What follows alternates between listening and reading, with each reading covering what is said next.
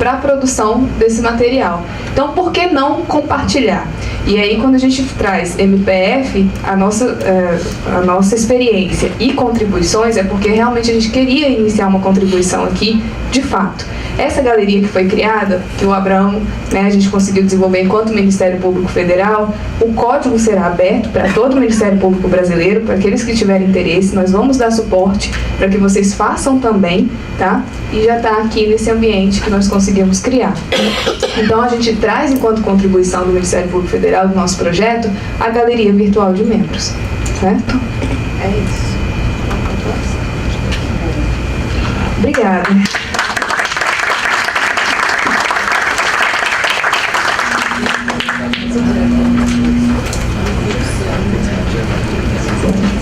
Eu só queria aproveitar que a gente está aqui em Pernambuco, e fazer um registro que eu fui durante 4 anos diretora-geral da Fundação Procurador Pedro Jorge de Mello e Silva. O Procurador Pedro Jorge foi um grande brasileiro, um grande pernambucano, e eu fiquei assim encantada de ver aqui nas imagens que os meninos fizeram a foto de Pedro Jorge várias vezes, Então, assim, é muito bacana esse encontro do nosso passado, Pedro Jorge é o protomártir do Ministério Público, e o nosso passado com o nosso presente e o nosso futuro, Então, achei a presença da foto de Pedro Jorge e de estarmos aqui no estado de Pernambuco extremamente simbólico, Que Pedro Jorge está na raiz desse novo Ministério Público que surgiu a partir da Constituição de 88. Então, eu fico muito feliz, eu gostaria de fazer esse registro que a história continua. E como falou Luciano, a gente tem que ter a humildade de lembrar que se estamos aqui onde estamos, é porque outros iniciaram esse caminho. E com certeza para eles foi muito mais difícil do que está sendo para nós agora. Então, gente, muito obrigada pela oportunidade e foi uma satisfação para a gente estar aqui com vocês.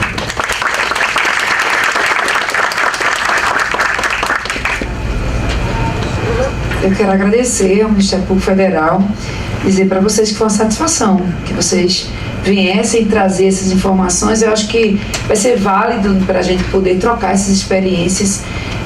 A tecnologia, de fato, é realmente muito importante. Não adianta a gente querer fugir disso. É lógico que vai ter que ter algumas apresentações, até para o povo mais antigo, que ainda não se adaptou, precisa desse contato mais físico, mas a gente precisa usar a tecnologia para atrair, Tem um público adulto também, não só os jovens, mas a gente precisa atrair, então é muito importante, e que a gente possa contar com essas informações, e a gente já agradece a todos por essa oportunidade. Parabéns pelo trabalho. Espero que a gente consiga chegar a esses recursos para a gente conseguir um memorial assim tão virtuoso como vocês apresentaram aqui. Como vocês puderam ver, a parte do projeto Expográfico, funcionando, a gente pensou realmente em ter um ambiente dedicado a mostras culturais e levar exposições de todo o Ministério Público para dentro do nosso memorial, tá? Bem como expor também no memorial de vocês. Então, essa é a proposta, que a gente consiga intercambiar as exposições para que a gente consiga passar os nossos valores para toda a sociedade, tá? Mas lá tem um espaço reservado para que tenha a exposição do Ministério Público Brasileiro de todos os estados. Essa foi essencial. Muito obrigada. Gente, boa tarde. Eu estou com esse desafio que não inventei. Na verdade, foi uma missão dada pelo meu coordenador, o Dr. Márcio Klang, que gostaria muito de se comunicar, apresentando o que nós estamos fazendo a todo vapor, com muito engajamento, que não é apenas um projeto audiovisual. O audiovisual é apenas uma parte mais pública. Mas quem sou eu? Eu sou uma pessoa que ainda ninguém conhece. Aqui. Meu nome é Nataraj Trinta Cardoso, eu sou historiadora com formação pela UF e especialidade em História Pública. Eu trabalho com projetos culturais há 15 anos, todos os dias, e trabalhei 9 anos na revista de História da Biblioteca Nacional. Tenho experiência com impressos, tenho experiência com projetos culturais na área de audiovisual, para o Arte 1, para o canal Cine Brasil TV, vários canais. E tenho experiência também com várias exposições, pesquisando, sendo curadora e fazendo assessoria curatorial de pessoas como Paulo Herkenhoff, Museu de Arte do Rio, em São Paulo, no Tomiotaki, nos Sescs. Então eu tenho uma experiência larga com projetos culturais nesses 15 anos cotidianos e fui chamada para uma consultoria no Ministério Público do Estado do Rio de Janeiro através de 3 indicações. A Solange Godoy, uma grande museóloga e diretora do Museu Histórico Nacional, Paulo Herkenhoff, que é um grande nome da arte brasileira, e o atual diretor do Museu Histórico Nacional, que é o Paulo Knaus, que é um mestre também. Então eu aprendi também muito fiz projetos com Lilia Morin Schwartz, várias editoras. Então eu venho dessa larga experiência de mercado, né? Mais mercado do que a academia, o que não significa pouca consistência, porque nesses 9 anos de revista de história a gente trabalhava muito com memória, muito com entrevistas, muito com escritas. Agora uma escrita de acessibilidade, uma escrita de acessibilidade crítica, para a gente perceber que o nosso povo é muito amplo e diverso e que para você ser escutado, você precisa de identidade. Então assim, quando eu sou chamada, né, pelo Dr. Gussen, que convida, claro, o Dr. Márcio Klang, que é um dos 10 mais antigos procuradores do Estado do Rio, hoje na ativa, e que não é apenas uma trajetória grande dentro da instituição, como também foi por 20 anos diretor da Fundação Eva Clabin Rapaport. E ele sempre gosta de ressaltar que ele é casado com uma psicóloga, museóloga, tem uma filha na Globo, então, e nas horas vagas, isso eu acho muito interessante, ele faz leituras dramatizadas em hospitais, em várias instituições. Então ele é um comunicólogo, esse gestor do Ministério Público, ele é um comunicólogo muito experiente, com quem eu tenho aprendido muito. E quando ele chegou para assumir lá no Ministério Público, não tinha um historiador nem museólogo. Ele achou que era essencial isso. E eu gostaria de falar também para vocês 2 coisas assim. Vocês já imaginaram uma redação sem jornalista? Um arquivo sem arquivista? É nesse nível. E às vezes uma historiadora só, um historiador é pouco, sabe por quê? Porque a nossa profissão lida com discursos. Ela é intelectual pra caramba, pra vários públicos. Quando a gente pensa em comunicar, a gente não pensa só o público que a gente vai comunicar, mas quais são os projetos e mídias que a gente vai comunicar. Porque diferentes mídias pegam classes sociais diferentes, gerações diferentes e às vezes até etnias diferentes. E a gente lida com problemas reais para comunicar, porque de fato é o objetivo de todos, né, tornar o Ministério Público comunicativo com a sociedade, além de estar na preservação, na conservação, o que não é menor, nada é menor não, é tudo conjugado, tudo assim, né, transdisciplinar. Falas maravilhosas, esses congressos são ótimos. Eu espero que a gente tenha os congressos com 4 dias, 5 dias, que a gente consiga, né, ouvir todo mundo, porque eu tenho certeza que a gente tem muitas experiências gostosas para trocar. Mas falando sobre o projeto, que é interessante aqui, indo um pouco para essa apresentação, a gente sabe, bom, assim que eu cheguei, eu tenho muita experiência em acervos, como pesquisador em acervos do Brasil e fora do Brasil, mas não com os acervos do Ministério Público. E eu fui entender o que era essa instituição e, claro, quem tinha feito, qual era o histórico que essa instituição trazia, né? Não vou poder falar sobre isso, mas dizer que nesse momento a gente estava estruturando também uma equipe e principalmente a gente tentando, nós, enquanto equipe, alguns de vocês certamente falaram com uma servidora chamada Patrícia, né, que é da equipe, que não está em licença maternidade agora, mas é da equipe. Ela fez já uma consulta para saber o que estavam fazendo, né, no primeiro semestre de 2017, e agora no primeiro semestre de 2018 o servidor Marcelo também entrou em contato, também para a gente entender como é que as outras experiências estavam acontecendo antes desse encontro. Nós hoje não estamos fazendo apenas esse trabalho que é o Personalidade do MPRJ, a gente está fazendo uma pesquisa sobre a ouvidoria em memória, a gente está fazendo uma linha de pesquisa chamada Procuradores de Justiça em Destaque, com a historiadora Maristela Santana, e estamos nos mudando, tendo uma galeria, projeto, né, esse, e 2 exposições. A gente está intenso.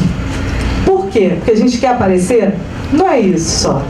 É claro que a gente quer aparecer com todo mundo aqui, porque a gente precisa se comunicar. Mas é porque em tempos de crise, a gente precisa trabalhar. E todo mundo sabe que o Rio está em crise.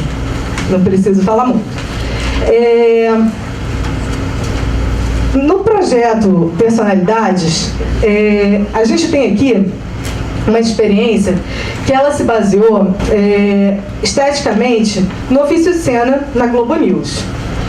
Por quê? A gente estava querendo fazer um projeto que tivesse uma comunicabilidade direta. Claro que tem essa questão de pegar histórias biográficas para... Bom, isso daqui eu acho que a gente já sabe, né?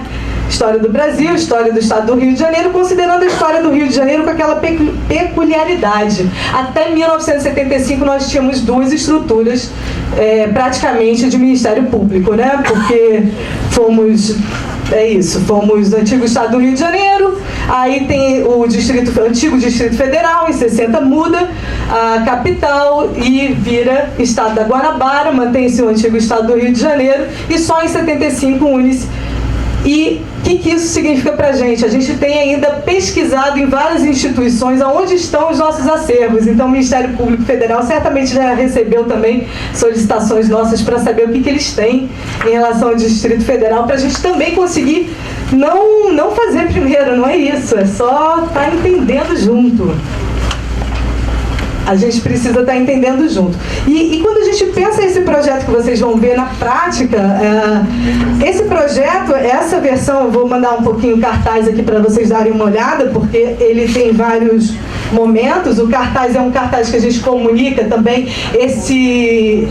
quem são os entrevistados, homenageados, qual é a trajetória que eles trouxeram para a instituição, e convida para o talk show, que é um talk show com uma plateia de 100 a 80 pessoas, na Amperge, e é gravado conseguimos uma licitação, um preço muito legal para a instituição, preço muito em conta, acessível. Então a gente faz tudo assim com muita responsabilidade e também com custo, né? E para fazer esse talk show a gente tem uma entrevista antes, que é uma entrevista longa, e a gente tem depois uma entrevista depois com acervo pessoal de imagens. Nesse talk show a gente faz streaming, a gente faz essa pesquisa de imagens, né, do entrevistado, e depois a gente tem uma edição para falar sobre a gente tem uma edição em blocos. A gente procura ter blocos de até entre 4 a 6 no máximo. Aqui é o Dr. Everardo, nosso primeiro príncipe do júri, muitos receberam isso aqui, esse DVD. Nessa primeira entrevista que fizemos com ele, uma entrevista mais longa que fica como entrevista de acervo, né? Já que um momento já da própria gravação, é um momento também de descontração, o nosso Procurador-Geral de Justiça com o Dr. Everardo. E uma vez gravado, depois nós fazemos uma transcrição e colocamos na revista Ministério Público essa edição, né? Fazemos todo esse tratamento de texto para não ficar também só uma questão audiovisual, pela importância do texto e alcançar várias gerações. Tem aqui a doutora Jarcleia Pereira Gomes, a primeira promotora mulher, né, do antigo estado do Rio de Janeiro. Nas primeiras entrevistas eles falam, em geral, coisas que são motes para o programa. Por exemplo, a doutora Everarda que falou que ele era chamado de o príncipe do júri. A doutora Jarcleia Pereira Gomes falou que ela era chamada de a Eva do antigo Ministério Público, sabe, do estado do Rio de Janeiro.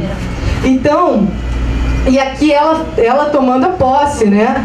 Isso é muito gostoso, vocês sabem, porque também tem feito vários, aqui uma primeira entrevista, depois esse mergulho nas imagens iconográficas. Só que a gente também pega e recolhe, a gente pesquisa todos esses entrevistados na hemeroteca, na hemeroteca digital, no período que eles estão na instituição, para saber o que nos jornais saiu sobre eles. E a gente monta uma planilha de Excel com dados e com essa documentação. Maristela, que é historiadora também, o Marcelo Serpa, que é um servidor que está desde 93 na casa, esses jornais.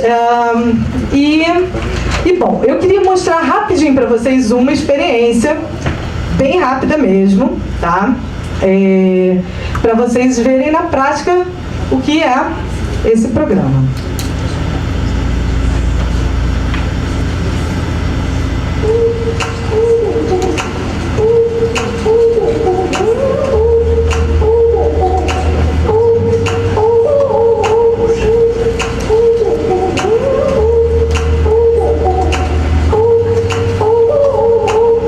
Existem 3 momentos marcantes na história institucional no período da ditadura. O embate com Chagas Freitas, que inclusive, se eu não estou enganado, fez uma lei mexendo na composição do Conselho Superior do Ministério Público, para mais uma vez minar uma eventual resistência. Ele foi expulso da associação por aclamação e houve a vigília institucional. Me fala um pouco sobre esses fatos.